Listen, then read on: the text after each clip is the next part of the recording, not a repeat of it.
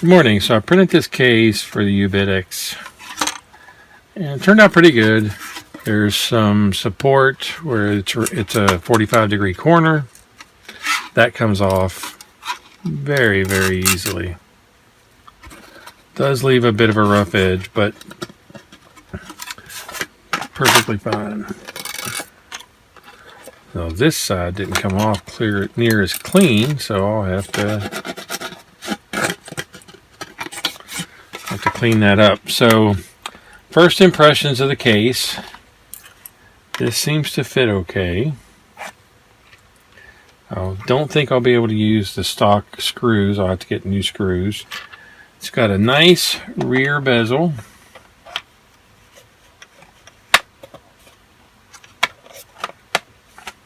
So it goes like that. There needs to be a fan there. The fan goes on the outside. It has a mount and it looks like the holes line up okay. We have a front panel. This would be the main VFO, probably sound, and some different connectors. I don't know why the designer did this. There's several designs related to this. I thought I would try this one and see how I liked it. I can always switch to another one. And there's a lot of flashing in here, a lot of support, because there's inserts in the back of this. So it goes on the front. And I'm printing the top right now. The bottom took 21 hours. These took about 10. The top takes about 21.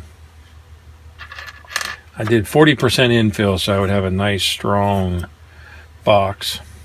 So I think this is actually going to work out okay.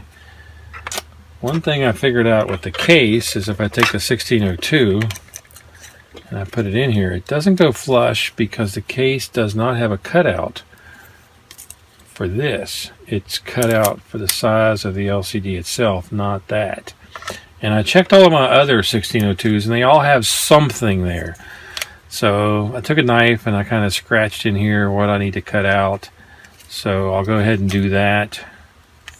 The key is to get it only as deep and to make it look neat.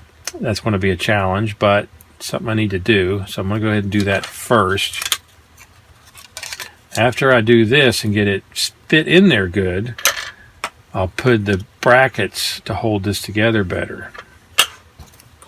So there's first impression of the printed case. There's several of these on the internet. This is the one I like the most. So there's all of the support that I had to dig out. So let's see if we can get this one to do it. Yes, it did. Much, much nicer. So it holds together okay, and it's very solid. Very solid. I've got to do something with that. I just don't know what yet. I'm thinking a hole in the side here might be the way to go. Okay, I'm only going to put 2 in because I know I'm going to have to take it back apart. And I probably have never had a project like this that got the work area so incredibly dirty. But I have the original wiring diagram, and I followed it almost to a T.